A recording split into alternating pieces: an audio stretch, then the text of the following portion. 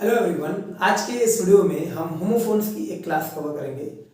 सबसे पहले इस क्लास को शुरू करने से पहले होमोफोन के बारे में बता दूं कि होमोफोन जो है ये दो शब्दों से मिलकर बना हुआ है, होमो और फोन। होमो का मतलब होता है सेम और फोन का मतलब होता है साउंड। तो सेम साउंड वाले जो वर्ड्स होते हैं उन्हें होमोफोन कहा जाता है, यानी कि जिनकी प्रोनाउंसिएशन सेम हो उन्हें होमोफोन्स कहा जाता है। अगर दो शब्द हैं, जैसे कि एक वर्ड है नो, KNOW और NO, तो दोनों की प्रोनाउंसिएशन सेम है, मीनिंग डिफरेंट है, स्पेलिंग डिफरेंट है, तो ये होमोफोन्स कहे जाएंगे। करीब 2 से 3 क्लास होगी और इन 3 क्लासेस में आप 100 to 120 वर्ड्स जो है वो कवर कर लोगे होमोफोन्स के। इसके बाद आपको बहुत हद तक क्लियर हो जाएगा। जो भी एग्जाम्स होते हैं वो रिपीटेड होमोफोन्स ज़्यादातर पूछे जाते हैं, जो एक कॉमन पैटर्न होता है कि ये होमोफोन्स ही पूछे जाते हैं ज़्यादातर, तो उन्हीं को मैंने कवर किया है। आज की इस क्लास में जो भी होमोफोन्स हैं ये यूपी बोर्ड के क्लास 12th के एग्ज़ाम में बार बार पूछे गए हैं या कई बार पूछे गए हैं, तो उनको मैंने कवर किया है। एक बार फिर आपको क्लास के पहले ये चीज़ क्लियर कर दूँ कि होमो का मतलब होता है सेम और फोन का मतलब होता है साउंड, सेम साउंड वाले वर्ड। जैसे कि एक वर्ड बताया मैंने नो और नो, ऐसे कई वर्ड हो सकते हैं। तो अब एग्जाम्पल्स के थ्रू आपसे हमेशा यही कहा जाएगा, ये आपको क्लास 6 में भी मिलता है, 7 में भी मिलता है, 8th में भी मिलता है, 9th में भी मिलता है, 10th में मिलता है। आगे अगर कोई कंपटीशन की तैयारी आप करते हो तो वहाँ पे भी, मतलब इंग्लिश जहाँ भी पढ़ने जाओगे तो वहाँ मिलेगा, ठीक है। तो एग्जाम्पल आपसे पूछा जाएगा कि एग्जाम्पल के थ्रू इन होमोफोन्स को क्लियर कीजिए, और वैसे ही मैंने क्लियर करने की कोशिश की है। सबसे पहला वर्ड हमारे पास है एक्सेप्ट और एक्सेप्ट। देखिए, अब प्रोनाउंसिएशन तो सेम है, तो इसलिए आप सोचोगे कि इसे कैसे सेपरेट करें, कैसे डिफ्रेंशिएट करें, तो फिर आपके पास ऑप्शन है एग्जाम्पल का। स्पेलिंग अलग है, मीनिंग अलग है, लेकिन प्रोनाउंसिएशन क्या है, सेम है। तो एक एक्सेप्ट है, ये वर्ब है, इसका मतलब होता है कोई चीज़ को स्वीकारना। ये एक्सेप्ट है, ये प्रेपोजिशन है, इसका मतलब होता है किसी चीज़ के अलावा। अब ये नाउन, वर्ब, प्रीपोजिशन, एडजेक्टिव, अगर आपको ये बात और ये चीज़ें नहीं समझ में आती हैं कि किसी वर्ड का क्या पार्ट्स ऑफ स्पीच है, तो प्लीज़ आप प्लेलिस्ट में जाइए बेसिक इंग्लिश ग्रामर की, और उसमें जो identification of parts of speech है वो जरूर कवर कीजिए अगर आप अपने इंग्लिश को बेहतर करना चाहते हो तो। Example, please accept my sincere apologies. जो मेरी जेन्युइन ये अपॉलॉजीज है, माफ़ी है, प्लीज़ उसको एक्सेप्ट कीजिए, मतलब उसको स्वीकार कीजिए। ये वर्ब है, ठीक है, इंपेरेटिव सेंटेंस लिखा गया है। वी वर्क एवरी डे, हम हर दिन काम करते हैं, एक्सेप्ट संडे, यानी कि संडे को हम काम नहीं करते हैं। We do not include Sunday in our working days, हम अपने संडे को इंक्लूड नहीं करते हैं, और इसके अलावा हम हर दिन काम करते हैं। तो ये जो एक्सेप्ट है, इसका मतलब के सिवा, के अलावा। नेक्स्ट है access, excess, ACCESS, EXCESS, spelling अलग होगी लेकिन बोलने का तरीका एक ही है। Students must have access, access का मतलब उनकी, मतलब पहुंच होनी चाहिए, उनके पास ये चीज़ अवेलेबल होनी चाहिए, क्या, टू गुड रिसोर्सेज, जो भी अच्छी बुक्स हैं, अच्छे साइट्स हैं, अच्छे यूट्यूब चैनल्स हैं, तो उनको एक्सेस मिलना चाहिए, किसको, स्टूडेंट्स को। कई बार जब आप पासवर्ड किसी का निकालने की कोशिश करते हो तो आप कहते हो कि मैंने पासवर्ड एक्सेस कर लिया। पासवर्ड एक्सेस करने का मतलब आपको वो चीज़ मिल गई, इजीली अवेलेबल हो गई। So students must have access to good resources. जबकि एक्सेस क्या होता है, किसी भी चीज़ की कही जाती है कि एक्सेस, एक्सेस मतलब अधिकता, वो अच्छी नहीं है। एक अमाउंट से ज़्यादा अगर है, मोर देन इनफ है, मोर देन नेसेसरी है, तो दैट इज कॉल्ड एक्सेस। जैसे एक्सेस ऑफ एक्सरसाइज दिक्कत कर देगी आपको, एक्सेस ऑफ स्मोकिंग, स्मोकिंग तो वैसे भी इंजूरियस है, लेकिन एक्सेस ऑफ स्मोकिंग है तो वो हार्मफुल है। आजकल एक ये बीमारी है बहुत ज़्यादा कि he suffering from an excess of stress, बहुत ज़्यादा स्ट्रेस हो गया है इन हिज लाइफ। ये बहुत कॉमन बीमारी आजकल हो चुकी है लोगों को, तो ये एक्सेस हो गया। नेक्स्ट वर्ड है हमारे पास एल्टर, एल्टर, तो 3 वर्ड है, एक ही साथ 3 समझेंगे। एल्टर, एल्टर, एक जो है TAR है, एक ER है। चर्च में एक बहुत ही सेक्रेट प्लेस होती है, बहुत ही पवित्र स्थान होता है जिसपे कोई चीज चढ़ाया जाता है, आप उसको हिंदी में बेदी बोलते हो, ठीक है। मेनी पीपल, आप ये कॉन्टेक्स्ट पढ़ोगे तो बहुत अच्छे से क्लियर हो जाएगा। मेनी पीपल सेक्रीफाइस, वो सेक्रीफाइस करते हैं a goat at the altar of goddess Kali. तो ये लाइन हमेशा ध्यान रखना, at the altar of goddess Kali. तो यहाँ से आपको भूलेगा नहीं कि वो काली देवी जो होती हैं उनके सामने जो जगह रखी होती है वहाँ पे कुछ चढ़ाया जाता है, तो गोट चढ़ाते हैं, तो वो जो जगह है, वो प्लेस है, सेपरेट प्लेस, उसको एल्टर बोला जाता है। एल्टर का मतलब होता है चेंज करना, टू चेंज। देखिए आपको मीनिंग लिखने के लिए नहीं आएगा, ये ध्यान रखिएगा। आपसे जब भी होमोफोन्स पूछे जाएंगे तो ज़्यादातर केसेस में यही होता है कि आपको एग्जाम्पल्स बताने होते हैं, ठीक। We have to alter some of our plans, हमें अपने कुछ प्लान्स जो है वो चेंज करने पड़ेंगे। ALTER, nothing could alter my plan, मेरे जो प्लान्स है उसको कोई भी चीज़ एल्टर नहीं कर सकती है। फिर एक वर्ड है accede, accede, ACCED, he did not accede to my proposal. अगर मैं इस एग्जाम्पल को बताऊं तो मैं आपसे कहूंगा कि 4 से 5 बार इस चीज को ध्यान कर लीजिएगा। एक्सीड टू माई प्रपोजल, जैसे वो एक्सेप्ट था ना, तो एक्सेप्ट के साथ डायरेक्ट आपने प्रपोजल लगा दिया, he accepted my proposal. Accede to my proposal का मतलब हो गया एग्री, टू एग्री के सेंस में ये होता है एग्री करना किसी के लिए, है ना। स्पेशली कोई रिक्वेस्ट है, कोई प्रपोजल है, तो उस समय बहुत मिलेगा। लेकिन जब भी आप प्रपोजल देखोगे एक्सीड के साथ, एक्सीड देखोगे और उसके साथ प्रपोजल देखोगे, तो ये बीच में टू लगा होगा।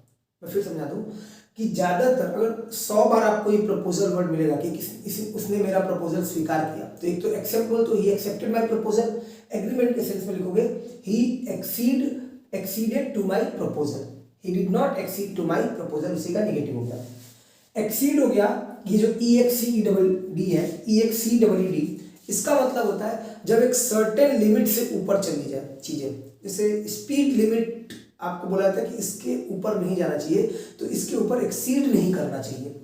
हिज अचीवमेंट्स, जो उसकी उपलब्धियां हैं, हैव एक्सीडेड आवर एक्सपेक्टेशंस, तो हमारा एक्सपेक्टेशंस यहीं तक था और उसकी उपलब्धियां उससे कहीं ऊपर चली गई, तो उसकी अचीवमेंट्स ने क्या कर लिया, एक्सीड कर लिया किसको, हमारे एक्सपेक्टेशन को। और एक्सीड किस सेंस में होता है, एग्री करने के सेंस में। मैंने क्या कहा कि प्रपोजल के साथ ही कई बार आपको यूज होता हुआ दिखेगा, तो ध्यान रखिएगा accede to my proposal. Affect और इफेक्ट, ये बड़ा कॉमन है। अफेक्ट जो है वो वर्ब है, इफेक्ट जो है नाउन है। ये इसलिए कहा था कि आइडेंटिफिकेशन ऑफ पार्टिसिपल्स की जरूर ध्यान रखिएगा। देखिए विल के साथ लगा हुआ है, तो अफेक्ट क्या हो जाएगा, नाउन। प्रभावित करना और प्रभाव, है ना। तुमने मुझे प्रभावित किया है और तुम्हारा प्रभाव इस दुनिया में बहुत ज्यादा है, इस क्लास में बहुत ज्यादा है, तुम्हारा प्रभाव, तो प्रभाव नाउन हो गया। तुमने मुझे प्रभावित किया है, तो ये वर्ब है। अगर ये बात नहीं समझ में आ रही है तो आपकी बेसिक्स बहुत खराब है। Your opinion will not affect my decision, तुम्हारे ओपिनियन मेरे डिसीजन को प्रभावित नहीं करेंगे। This medicine has the effect, the article है तो पक्का इफेक्ट क्या हो जाएगा, noun. This medicine has the effect of making you sleepy, अगर ये मेडिसिन खाओगे तो निश्चित तौर पे तुम सो जाओगे। नेक्स्ट है एंटीक्स और एंटीक। अब देखिए एक और बात है यहाँ पे, अगर इसमें से खाली एस हटा दो तो ये बन जाएगा एंटीक, ये भी पूछा जा सकता है। ये जो एंटीक है ये नाउन है, ये जो एंटीक्स है, सॉरी ये जो एंटीक्स है, एंटीक है वो एडजेक्टिव है, ये जो एंटीक्स है वो नाउन है, और ये तो एंटीक अपने आप में नाउन है ही। इस एंटीक का मतलब होता है अक्सर कोई ऐसी पुरानी चीज जो बहुत वैल्यूएबल है ना, ओल्ड एंड वैल्यूएबल। स्पेशली आप फर्नीचर ले लीजिए, उसके लिए बहुत यूज किया जाता है, old and valuable. My mother collects antiques, मेरी माँ जो है वो एंटीक्स इकट्ठा करती है, वो पुरानी और वैल्यूएबल चीजों को कलेक्ट करती हैं। और ये जो एंटीक लिखा गया है इसका मतलब होता है funny, funny and strange behaviour, बहुत ही अजीब तरह का है ना, स्ट्रेंज बिहेवियर। कैसे लिखा गया है, the antiques of the clown, यानी कि जो जोकर था उसके जो फनी स्ट्रेंज एकदम अजीब तरह से व्यवहार कर रहा था, लेकिन वो जो बिहेवियर था बहुत ही ह्यूमरस था, बहुत ही फनी था, अजीब था, उसने बच्चों को अम्यूज किया, उसने बच्चों को खुश किया, है ना। ये वाला जो एंटीक लिखा है वो क्या है, एडजेक्टिव है। तो बस इसी एग्जाम्पल को ऐसे लिख देना, the clown amuse the children, उस जोकर ने बच्चों को अम्यूज किया, कैसे, बाय हिज एंटीक बिहेवियर। तो अब की बार बिहेवियर नाउन हो गया, उसको बताने वाला एंटीक एडजेक्टिव हो गया, और इस एंटीक का मतलब हो गया strange and funny. Amiable, amicable, देखिए ये जो दोनों वर्ड है अगर देखा जाए तो एक दूसरे के सिनोनिम है, ये ध्यान रखिएगा। एमिएबल और एमिकेबल दोनों का ही मतलब प्लीजेंट और फ्रेंडली होता है, बट बहुत डीप जाने पर, बहुत फाइन जाने पर ये लाइन पता चलती है कि जो एमिएबल है वो किसी पर्सन के लिए यूज किया जाता है, और जो एमिकेबल है वो किसी सेटलमेंट, किसी एग्रीमेंट के लिए यूज किया जाता है। जैसे हम दोनों के बीच कोई लड़ाई चल रही थी और हमारे बीच कोई एग्रीमेंट हुआ, तो वहाँ पे हम एमिएबल एग्रीमेंट ना बोल के ज़्यादा बेहतर होगा कि हम बोले एमिकेबल एग्रीमेंट। लेकिन मान लो मैं आपके घर आया और मुझे आपके फादर का व्यवहार बहुत अच्छा लगा, बहुत उनका जो बिहेवियर है बहुत अच्छा लगा, तो मैं अपने घर आके कहूँगा कि मैं जिस बच्चे के घर गया था उसके पिता बहुत ही एमिएबल पर्सन थे। एमिएबल मतलब बहुत ही मिलनसार, बहुत ही सोशिएबल, बहुत ज़्यादा प्लीजेंट, ठीक है। सो हर फादर सीम्ड, उसके पिताजी प्रतीत हुए an amiable young man. Eventually finally we reached an amicable settlement. मैं फिर बोल दूं, एमिएबल और एमिकेबल में कोई बहुत ज़्यादा डिफरेंस नहीं है, लेकिन अगर किसी पर्सन की यूज करना हो तो एमिएबल यूज करिए, किसी सेटलमेंट, किसी एग्रीमेंट की बात हो तो एमिकेबल यूज करिए, ठीक है। नेक्स्ट देखिए, नेक्स्ट हमारे पास, एक मिनट, चलो, एडॉप्ट, एडाप्ट और एडेप्ट, क्लियर है? एक मिनट प्लीज।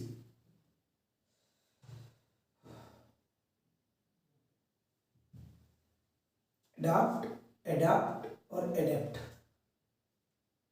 एडॉप्ट का मतलब होता है गोद लेना कोई चीज को, ठीक है। एडॉप्ट का मतलब होता है गोद लेना, और एडाप्ट का मतलब होता है अपने आप को उस अनुसार ढालना, और एडेप्ट का मतलब होता है कुशल। एक मिनट रुक जाइएगा, मुझे स्क्रीन साफ नहीं दिख रही है, तो कहीं ऐसा ना हो कि आप परेशान हो रहे हो, जैसे यहाँ पे थी।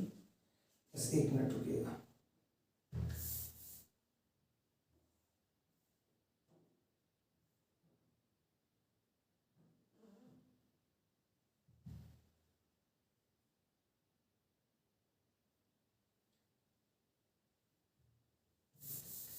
चलिए एक मिनट देख लेता हूँ कैमरे से ही स्क्रीन साफ है कि नहीं, क्लियर है, दिख रहा है, ठीक है। देखो लिखा हुआ है, Krishna was adopted when he was 4। Krishna को अडॉप्ट किया गया। अडॉप्ट मतलब गोद लेना, कई बार कहा जाता है ना बच्चों को गोद लिया गया है। So Krishna was adopted when he was 4, जब वो 4 साल का था तब कृष्णा को गोद लिया गया था। एडाप्ट, एडाप्ट का मतलब होता है अपने आप को उस परिस्थिति के अनुसार ढालना। The ability to adapt is a definite asset in this job. जो अडाप्ट करने की एबिलिटी है वो एक डेफिनेट एसेट है इस जॉब में। अगर आप ये जॉब करना चाहते हो तो यही सबसे बड़ा आपके पास एक एसेट है, एक योग्यता है। कौन सी? अडाप्ट करने की। The ability to adapt is a definite asset in this job. इस जॉब में अगर सक्सेस पाना चाहते हो तो आपके अंदर अडाप्ट करने की क्षमता होनी चाहिए। कभी भी आपको यहाँ से वहाँ मूव कराया जा सकता है और आप उसके अकॉर्डिंग अपने आप को ढाल लो। और जो एडेप्ट है इसका मतलब होता है कुशल, very skilled. He is adept at making people feel at ease. वो एकदम एडेप्ट है, बहुत ही कुशल है, बहुत ही ज़्यादा स्किल्ड है लोगों को कंफर्टेबल फील कराने में। देखिए जैसे आप बोलते हो अटेंशन और फिर बोलते हो स्टैंड एट ईज, तो वही वाला एट ईज है। He is adapted. एडेप्टेड मतलब बहुत स्किल्ड है, बहुत कुशल है लोगों को कंफर्टेबल फील कराने में। दूसरा वर्ड है एसेंट और एसेंट। एक वर्ड होता है असेंडिंग ऑर्डर में, ASCENDING, असेंडिंग ऑर्डर। इसी से एक वर्ड बनता है एसेंट, ASCEND। इसी एसेंट का नाउन फॉर्म है ASCENT। तो एसेंट वर्ब है और एसेंट जो है ये नाउन है। PDF आपको टेलीग्राम पे मिलेगी, टीम सेल एकेडमी पे। तो एसेंट का मतलब होता है टू राइज, ऊपर जाना, टू राइज। तो वही एसेंट ये नाउन फॉर्म में है। His ascent to power was rapid and unexpected। अचानक से जो उसको पावर मिली, ये जो उसके पावर में वृद्धि हुई, his ascent to power was rapid and unexpected। His ascent to fame, जो उसकी फेम में वृद्धि हुई वो रैपिड थी, अनएक्सपेक्टेड थी। और ASSENT का मतलब होता है ASSENT, एसेंट। इसका मतलब होता है मंजूरी, permission. My father has given his assent to my proposal. अभी इससे पहले एक्सीड टू माई प्रपोजल आया था, अब की बार एसेंट टू माई प्रपोजल आ गया। तो ये भी इसको ध्यान रखिए, ये भी दोनों लगभग सेम है, बट वहां पे एग्री करने के सेंस में था, यहाँ परमिशन के सेंस में था, है। My father has given his assent to my proposal. तो मेरे पिताजी ने जो उनकी मंजूरी है वो मेरे प्रपोजल के लिए दे दी है। तो his assent to my proposal noun form में है, ये भी ध्यान रखिएगा। और यहाँ भी क्या है, नाउन ही है। नेक्स्ट वर्ड है अपोजिट, अपोजिट। एक वर्ड है अपोजिट और फिर है अपोजिट। मात्र एक शब्द का डिफरेंस है लेकिन मीनिंग पूरी तरह से डिफरेंट है। Your remarks are extremely opposite. Opposite का मतलब हो गया सुटेबल, बहुत ही उपयुक्त। अगर कोई चीज मैं बोल रहा हूँ इस समय, जितने भी मैं एग्जांपल्स दे रहा हूँ वो बहुत उपयुक्त है अगर आपके किसी कॉन्टेक्स्ट में, तो आप बोलोगे सर आपके ये जो कमेंट्स हैं, ये जो आपके रिमार्क्स हैं, ये इस डिस्कशन में बहुत ही ज़्यादा अपोजिट है, बहुत ही उपयुक्त है, सुटेबल है, एप्ट है। और जो अपोजिट है ये क्या मतलब होता है, दूसरी साइड, है ना। Answers are given on the opposite page. अभी अपोजिट को एडजेक्टिव की तरह यूज किया गया क्योंकि द आर्टिकल है और पेज नाउन है। So answers are given on the opposite page. Opposite preposition की तरह भी यूज होता है, ध्यान रखिएगा। अवेंज और रिवेंज, अगेन ये दोनों वर्ड अगर देखा जाए तो एकदम सेम है, अवेंज और रिवेंज, लेकिन बहुत फाइन डिफरेंस है और बहुत गजब का डिफरेंस है। पहली बात, अवेंज जो है वर्ब की तरह यूज होता है, तो कभी नाउन की तरह यूज नहीं होगा, लेकिन रिवेंज जो है ये हमेशा नाउन की तरह यूज होता है और वर्ब की तरह भी यूज हो सकता है, लेकिन ज़्यादातर आपको किस तरह मिलेगा, नाउन के तौर पे। ही प्रॉमिस टू अवेंज, एक और थोड़ा सा डिफरेंस कहा जाता है, फाइन बहुत ज़्यादा जब जाओ तो, कि अवेंज में क्या होता है, जब आप किसी से बदला तो लेते हो लेकिन आप सेटिस्फेक्शन चाहते हो, उसको पनिशमेंट देना चाहते हो, उसको पनिशमेंट सजा दिलवाना चाहते हो। रिवेंज में आप उसको हार्म करना चाहते हो, उसको सफ़र करवाना चाहते हो, उसको चाहते हो कि वो मतलब उसको इन्फ्लिक्ट किया जाए, तो that is called revenge. He promise to avenge his brother's murder, अपने भाई की हत्या के लिए, मर्डर के लिए उसने प्रॉमिस किया कि वो अवेंज करेगा, बदला लेगा। और revenge you should cast aside, cast aside मतलब किनारे कर देना, set aside all thoughts of revenge, जितने भी बदला लेने के भाव हैं तुम्हें उसको क्या कर देना चाहिए, किनारे कर देना चाहिए। You should cast aside all thoughts of revenge, तो यहाँ पे रिवेंज नाउन है, और ये जो अवेंज यहाँ पे लिखा गया है, ही प्रॉमिस टू अवेंज, तो यहाँ पे अवेंज क्या है, वर्ब है। ऐसे ही एग्जाम्पल्स के थ्रू सिर्फ आप इन चीजों को क्लियर कर सकते हो। नेक्स्ट हमारे पास है बॉर्न और बॉर्न, इसको देखो, BORN, ये तो बहुत यूज करते हो। Mahatma Gandhi was born in 1869। एक बात ये ध्यान रखना, हमेशा बी के साथ ये बॉर्न नहीं यूज करोगे। बी का मतलब क्या हो गया, is am are was were, इधर रखना। बी का मतलब हो गया, मतलब पैसिव में ही यूज होगा और किसी जगह यूज नहीं होगा। BORN, ठीक है। जो बियर वर्ड है, एक वर्ड होता है बियर, BEAR, इसकी फॉर्म होती है बोर, BORE, और फिर होती है बॉर्न, BORNE। तो बियर का मतलब जन्म देना भी होता है। She has born, present perfect tense है, 3 चिल्ड्रन, तो उसने 3 बच्चों को जन्म दिया है। इसी बियर से बॉर्न भी बनता है, लेकिन ये जो बॉर्न है वो केवल पैसिव और एडजेक्टिव के तौर पे यूज किया जाता है। Mahatma Gandhi was born in 1869। फिर एक वर्ड है बर्थ और बर्थ, BIRTH सबको पता होगा, BERTH भी पता होगा, बस आपको एग्जाम्पल देना रखना है। BERTH बर्थ, कौन सा वाला बर्थ है, जब एक जगह जहाँ पे आपको स्पेशली शिप में, प्लेन में, ट्रेन में सोने के लिए मिलती है। Water and electricity are supplied at each berth, water और इलेक्ट्रिसिटी जो है हर बर्थ पे सप्लाई की जाती है। The birth of his grand children, जो उसके ग्रैंड चिल्ड्रन की बर्थ थी, मतलब जो भी उसके ग्रैंड चिल्ड्रन थे उनके जन्म पे क्या हुआ, it gave him the greatest pleasure, उसे सबसे ज्यादा खुशी मिली थी, तो ये हो जाएगा द बर्थ। और भी कोई भी एग्जाम्पल आप यूज कर सकते हो अगर आपको कुछ और एग्जाम्पल याद आ रहा है तो। ब्रेक और ब्रेक, अब इसको देखो, ब्रेक और ब्रेक क्या है, एक वर्ड तो होता है BREAK, ब्रेक मतलब होता है किसी चीज को तोड़ना, BREAK, ब्रेक मतलब होता है किसी चीज को तोड़ना। और BRAKE, जब गाड़ी चलाते टाइम पे जो ब्रेक आप अप्लाई करते हो वो ब्रेक है। नाउन और वर्ब दोनों ही तरह से ये दोनों ही शब्द यूज होते हैं। मैंने यहाँ पे दोनों ही शब्दों को नाउन के तौर पे यूज करते हुए एग्जाम्पल दिखाया है। She worked all day without a break, मतलब बिना कोई छुट्टी लिए, बिना कोई ब्रेक लिए वो पूरे दिन काम करती रही। ब्रेक जब वर्ब होगा तो इसका मतलब तोड़ना भी होता है। और BRAKE का मतलब क्या हो गया, ब्रेक्स, जो आप लगाते हो, अप्लाई करते हो। The driver suddenly put on his brakes, यहाँ पे हिज की जगह पे द कर दीजिए तो, और ड्राइवर की जगह पे ड्राइवर कर दीजिए तो ज्यादा सही रहेगा। द ड्राइवर, एक सिंगल ड्राइवर की बात कर रहे हैं हम। The driver suddenly put on the brakes, जो ड्राइवर था उसने अचानक से, पुट ऑन फ्रेजल वर्ब है, पुट ऑन का मतलब अप्लाई कर देना, क्या चीज, ब्रेक्स अप्लाई कर दिया, यानी कि ब्रेक जो है लगा दिया। The driver suddenly put on the brake. फिर एक वर्ड है बेल और बेल, देखिए BAIL तो बहुत सुना होगा आपने, मूवीज में बहुत सुना होगा। इसके अलावा फ्लेमिंगो बुक में जो आपने चैप्टर पढ़ा होगा इंडिगो, तो वहां पे आया था कि महात्मा गांधी को बेल देने के लिए कहा गया मजिस्ट्रेट के द्वारा। The magistrate ask Gandhi to furnish मतलब प्रोवाइड करना, बेल फॉर दोज 2 आवर्स, कि उन 2 घंटों के लिए वो कुछ अमाउंट ऑफ मनी पे कर दें तो वही उनकी बेल हो जाएगी। लेकिन ये जो बेल है, अगर आपने नाउन पढ़ा होगा तो उस समय आपको बताया गया होगा कि proper noun, common noun, collective noun, material noun और एब्स्ट्रैक्ट नाउन।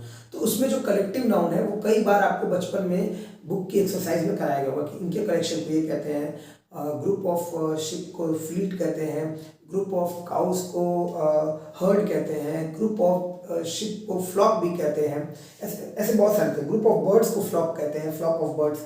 तो ऐसे ही जो हे होता है, हे का मतलब होता है सूखे घास, और सूखी घास के गट्ठर को बेल्स कहते हैं। तो पहले याद रखना कि हमेशा बेल्स ऑफ हे होता है। कलेक्टिव नाउन में बहुत पूछा जाता है। द फायर हैज डिस्ट्रॉयड, जो आग है उसने पूरी तरह से खत्म कर दिया है, खराब कर दिया, तबाह कर दिया है सूखे घास के गट्ठरों को, बेल्स ऑफ हे को। नेक्स्ट देखो, बिसाइड और बिसाइड्स, बहुत ज्यादा पूछा ये दोनों। तो बिसाइड, बिसाइड्स, करियर बहुत पूछा जाता है। बिसाइड का मतलब होता है just you are sitting next to somebody, he sat beside me, वो मेरे बगल में बैठ गया। क्या है? प्रीपोजिशन है, ये भी दोनों ही प्रीपोजिशन है, बिसाइड्स भी और बिसाइड भी। लेकिन एक बार एक में एस लगा हुआ है और एक बार नहीं लगा हुआ है। जो पहले एक वर्ड पढ़ा था एक्सेप्ट, EXCEPT, तो उसका मतलब होता है के अलावा। और ये जो बिसाइड्स है, BESIDES, इस बिसाइड्स का मतलब होता है इन एडिशन टू, कोई काम आप कर रहे हो, कोई चीज है उसके अलावा, मतलब ये तो कर ही रहे हो, इसके अलावा। Besides working as a doctor, तो डॉक्टर के तौर पे काम करने के अलावा, he also writes novels in his spare time. Spare time का मतलब फ्री टाइम है ना, तो वो अपने फ्री टाइम में नॉवेल भी लिखता है। बिसाइड्स का मतलब ये हो गया। और बिसाइड मतलब just sitting next to somebody, he came and sat beside me, और मेरे बगल में बैठ गया। एक है कैरियर, CARER, और एक है कैरियर। तो एक होता है CARRY, कैरी का मतलब क्या होता है? लेकर जाना, ढोना। इसी कैरी वर्ड्स बनाया CARRIER, जिसे इलेक्ट्रॉन्स क्या होते हैं? एक तरह के चार्ज कैरियर होते हैं। सी हैज गॉट अ जॉब, उसे एक जॉब मिली है, कौन सी? एज अ लेटर कैरियर, तो लेटर लेकर जाना होता है और कहीं भेजना होता है, देना होता है।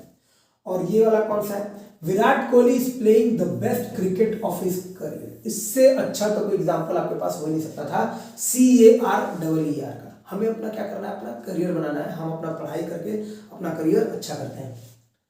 चाइल्डिश और चाइल्ड लाइक बहुत आसान है, बिल्कुल दोनों का मतलब होता है लाइक अ चाइल्ड, बच्चे के जैसा। लेकिन ये जो चाइल्डिश है वो एक निगेटिव वर्ड है ना, डिसअप्रूवल दिखाता है। और ये चाइल्ड लाइक है ये पॉजिटिव वर्ड है, ये अप्रूवल दिखाता है। डोंट बी सो चाइल्डिश, तो इतने बचकाना हरकतें मत करो। द साइट, SIGHT, अब ये आगे काम आएगा। फिल्ड हर, इसने उसको भर दिया विथ चाइल्ड लाइक एक्साइटमेंट, एकदम बच्चों वाली एक्साइटमेंट की जैसे। The site field her with child like excitement, वो जो दृश्य था, कोई चीज उसने देखी, अब उसके अंदर वो जो इनोसेंस दिखी, वो जो मासूमियत दिखी, तो वो चाइल्ड लाइक हो जाएगी। अगर कोई बड़ा आदमी यही चीज करता है तो उस समय चाइल्डिश बोल सकते हो, क्या बचकाना हरकत है। तो चाइल्डिश जो होता है वो निगेटिव होता है, डिसअप्रूवल दिखाने के लिए किया जाता है। और चाइल्ड लाइक वो पॉजिटिव दिखाने के लिए किया जाता है, अप्रूवल दिखाने के लिए किया जाता है। चाइल्डिश और चाइल्ड लाइक। फिर हमारे पास 3 है, बहुत अच्छे हैं ये 3 वर्ड, देखिए और बड़े आसान से है। चेक, चेक, CHEC के चेक। चेक का मतलब एक तरह से चेक करना, एग्जामिन करना, जांच करना। चेक का मतलब कंट्रोल करना भी होता है। चेक द टाइल्स, बहुत आसान सा एग्जांपल भी है। Carefully before you bye them, तो इससे पहले आप उनको खरीदने जाते हैं आप उनको प्लीज चेक कीजिए। और CHEQE वाला कौन सा चेक है? They sent me a cheque for a very small amount. यार 100 रुपए के लिए चेक कौन भेजता है भाई? They sent me a cheque for a very small amount. Calendar, calendar, CALENDAR और CALENDER, तो एक बार आखिरी में खाली AR है और एक बार ER है, बस इतने से अंतर है। तो जो हम अपने घर में लगाते हैं वो कैलेंडर होता है। और CALENDER, कैलेंडर बोलने के लिए तो सेम ही है। वो कैलेंडर क्या है? एक तरह का मशीन है, यानी कि ये जो है वो एक मशीन है, a type of machine, a type of machine, जिसमें पेपर को रोल्स, पेपर की शीट्स को प्रेस किया जाता है, रोल किया जाता है। He wrote the date of the meeting in his calendar. The laundry used the calendar, यहाँ पे ER कर दीजिएगा। The laundry used the calendar to press the sheets. उन sheets को दबाने के लिए लॉन्ड्री ने कैलेंडर का यूज किया। फिर आता है सेल और सेल। देखिए SELL, ये तो बहुत कॉमन है, मैथ्स में खूब पढ़ा हुआ। It is quality not price, ये क्वालिटी होती है, किसी चीज का दाम नहीं। दैट सेल्स आवर प्रोडक्ट्स, जो हमारे प्रोडक्ट्स को बेचती है। सेल का मतलब बेचना। लेकिन CELL ये तो देखिए एनिमल्स में, प्लांट्स में सबसे स्मॉलेस्ट यूनिट कोशिका, सेल कही जाती है। इसके अलावा जहाँ कैदी रहते हैं तो वो छोटा सा कमरा होता है, उसको भी सेल कहते हैं। जहाँ साधु सन्यासी मंक के रहने के एक छोटे से कमरे को भी सेल कहा जाता है, एक स्मॉल ग्रुप को भी सेल कहा जाता है। मैंने यहाँ पे वो कैदियों के रहने वाला जो उदाहरण को ले लिया है, वो जो कॉन्टेक्स्ट है वो उठा लिया है। ही स्पेंट अ नाइट, उसने एक रात बिताई in the prison cell, prison cell में। प्रिजन सेल का मतलब क्या हो गया, वो जेल वाला जो कमरा था at the local police station. कुछ करके चला गया था बेचारा एक दिन के लिए और वहीं पकड़ा गया और वहीं बिताया उसने। और ये आखिरी के 3 वर्ड और आइए लिखा गया है कैजुअल और कॉजल। कैजुअल क्या होता है पहले ये समझाता हूँ, कॉजल थोड़ा सा रुक के। तो कैजुअल जो है, जब भी आप कैजुअल लुक देते हो तो इसका मतलब आप बिल्कुल केयरफ्री हो, आपको कोई परवाह नहीं है, बिल्कुल चिंतित नहीं हो। आप कहते हो कैजुअल ड्रेस में आना है, इसका मतलब आपको फॉर्मल ड्रेस में नहीं आना है, इसका मतलब आपके कोई ड्रेस कोड नहीं है, आप कैजुअल ड्रेस में आ जाओ, ठीक है। जैसे टी-शर्ट पहन के, जीन्स पहन के, इस तरह के कुछ। उसी तरह से इतना कैजुअल क्यों हो रहे हो यार, मतलब तुम ऐसे बिना पूछे कैसे चले आए, तुम इतना बेपरवाह होकर कैसे घूम रहे हो। तो ये कैजुअल हो जाएगा जब आप कोई भी केयर नहीं दिखाते हो, बिल्कुल अटेंशन नहीं होते हो, अटेंटिव नहीं होते हो, अटेंशन नहीं दिखाते हो। He tried to sound casual, वो बड़ा कैजुअल दिखने की कोशिश किया कि मतलब कुछ हुआ नहीं है यहाँ पे, लेकिन मुझे दिख रहा था, पूरा क्लियर था। I knew he was worried, मुझे पता था वो चिंतित था, but I knew he was worried. There is always a causal relationship. अब ये जो वर्ड है कॉज, अगर आपने पढ़ा होगा तो सुना होगा टोबैको कॉजेज कैंसर, टोबैको की वजह से कैंसर हो जाता है, टोबैको कॉजेज कैंसर। तो उसी कॉज का एडजेक्टिव फॉर्म है कॉजल। ये क्या है, एडजेक्टिव फॉर्म है कॉजल।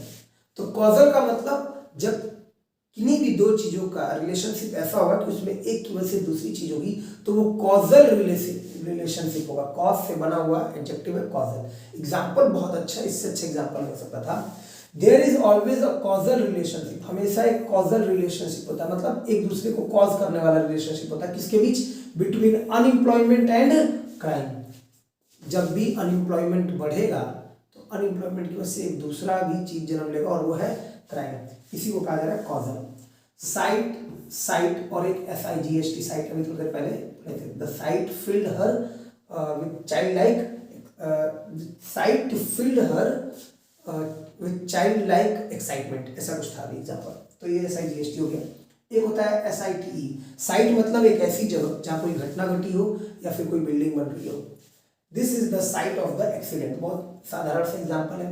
और CITE का मतलब होता है टू मेंशन, मेंशन करना, या फिर टू कोट, कोट करना। क्या मतलब मेंशन करना, कोट करने का मतलब? एक तो जब आप बता देते हो कि ये वजह से मैं ये काम कर रहा हूँ तो ये भी साइट करना हो गया। दूसरा, जब मैं आपको कोई स्पीच दे रहा हूँ उसमें महात्मा गांधी की कोई एक लाइन लाकर यहाँ पे रख दूँ तो मैं कहूँगा कि मैंने देखो ये लाइन क्या कर दी, एक तरह से साइट कर दी, दृष्टांत कर दी, कोट कर दी। He cited his heavy workload as the reason for his breakdown, मतलब वो फेल हो गया था, फेल्योर, अपनी फेल्योर के लिए उसने रीजन क्या दिया, हैवी वर्कलोड। तो उसने मेंशन किया, उसने साइट किया। समझ आ गया? साइट के कई मतलब होते हैं, 2-3 मतलब मैंने बता दिए हैं। He cited his heavy workload as the reason for his breakdown and this is the site of the accident। फिर आता है कॉम्प्लीमेंट। कॉम्प्लीमेंट बहुत बार कहा जाता है, यार मुझे बहुत अच्छा कॉम्प्लीमेंट मिला, ये मेरे लिए बहुत बड़ी कॉम्प्लीमेंट है, बहुत कॉम्प्लीमेंट की बात है। COMPLIMENT, he complimented me on my great cooking, मैं बहुत अच्छा खाना बनाया तो उसने मुझे क्या किया, कॉम्प्लीमेंट किया। मतलब एक तरह से टू प्रेज, टू प्रेज और टू एडमायर, किसी को एडमायर करना, टू प्रेज करना या एडमायर करना। He complimented me on my great cooking. लेकिन ये वाला जो कॉम्प्लीमेंट है EMENT, एक तो आई है और एक ई के साथ है, COMPLEMENT। ये जो कॉम्प्लीमेंट है एक तरह से क्या करती है, कभी भी कोई दो चीजें एक दूसरे से कॉम्प्लीमेंट होती हैं, एक दूसरे के कॉम्प्लीमेंट होती हैं तो एक दूसरे को मिलकर और बेहतर कर देती हैं। अकेले वो इतनी अच्छी नहीं होती हैं। एक तरह से टू ऐड और to improve the quality by adding with it, उसके साथ जुड़कर उसकी क्वालिटी को बढ़ा देना, यही कॉम्प्लीमेंट करना है। The music complements her voice perfectly. देखो वो गाती बहुत अच्छा है, इसमें कोई डाउट नहीं, लेकिन जब भी म्यूजिक आता है तो वो उसकी वॉइस को और बेहतर कर देता है, उसमें एक नया आयाम जोड़ देता है। The music complements her voice perfectly. एक बार फिर बोल दे रहा हूँ, कॉम्प्लीमेंट का मतलब होता है किसी को प्रेज करना, किसी को एडमायर करना। मैंने बहुत अच्छा खाना बनाया तो आपने मुझे कॉम्प्लीमेंट किया। दोनों ही शब्द नाउन वर्ब दोनों तरह से यूज हो सकते हैं और दोनों ही शब्दों को मैंने वर्ब के तरह ही यूज किया है। तो मैंने बहुत अच्छा खाना बनाया, आपने मुझे क्या किया, कॉम्प्लीमेंट किया। मैंने बहुत अच्छी क्लास की तो आपने मुझे क्या किया, कॉम्प्लीमेंट किया कि सर बहुत अच्छी क्लास आपने पढ़ाई, मुझे बहुत अच्छा लगा, बहुत अच्छा समझ में आया। पता नहीं कितने बच्चे देख रहे हो, ये नहीं पता अभी, क्योंकि अभी तो मैं रिकॉर्ड कर रहा हूँ रात के 12 बजे। और ये जो लिखा हुआ है COMPLEMENT, ये कॉम्प्लीमेंट क्या है, ये है जब कोई चीज जुड़कर उस चीज की वैल्यू और बेहतर कर दे और अट्रैक्टिव कर दे। द म्यूजिक कॉम्प्लीमेंट्स, वो जो म्यूजिक है वो कॉम्प्लीमेंट करता है, पूरा करता है एक तरह से और बेहतर कर देता है किसको, उसकी वॉइस को परफेक्टली, बहुत अच्छे तरीके से। ठीक है, तो ये आज की क्लास थी। ये लास्ट के 2 पेजेस पता नहीं क्यों इतने अच्छे स्क्रीन पे नहीं दिख रहे थे मुझे तो, लेकिन कैमरा में मुझे उम्मीद है कि बहुत अच्छे दिख रहे होंगे। अगर थोड़ी प्रॉब्लम भी होगी तो उसके लिए मैं माफ़ी चाहूँगा और उम्मीद करता हूँ कि आज की क्लास आपको समझ में आई होगी। PDF आपको टेलीग्राम पे डीन सर एकेडमी पे मिल जाएगी और आगे भी जो क्लासेज होंगी उसमें होमोफोन्स मैं कवर कराऊंगा। अभी ये 25 हुए हैं, तो करीब 100 to 120 मैं लेकर जाऊंगा और ये रिपीटेड होंगे, इसमें से आपको मैच कर जाएंगे जब भी होमोफोन्स आएंगे। केवल यही नहीं, आगे के किसी भी एग्जाम्स में या कभी किसी क्लास में आप पढ़ रहे हो 6 to लेकर 12 तक और आगे किसी कॉम्पिटिटिव एग्जाम्स में, हर जगह ये होमोफोन्स आपको काम आ जाएंगे। ठीक है, तो वीडियो अच्छा लगा तो वीडियो को शेयर कर दीजिएगा। आज के लिए इतना ही है, नेक्स्ट सेशन में फिर मिलेंगे, तब तक के लिए अपना ध्यान रखिएगा। आप सभी को बहुत सारा प्यार, धन्यवाद, थैंक यू, बाय बाय।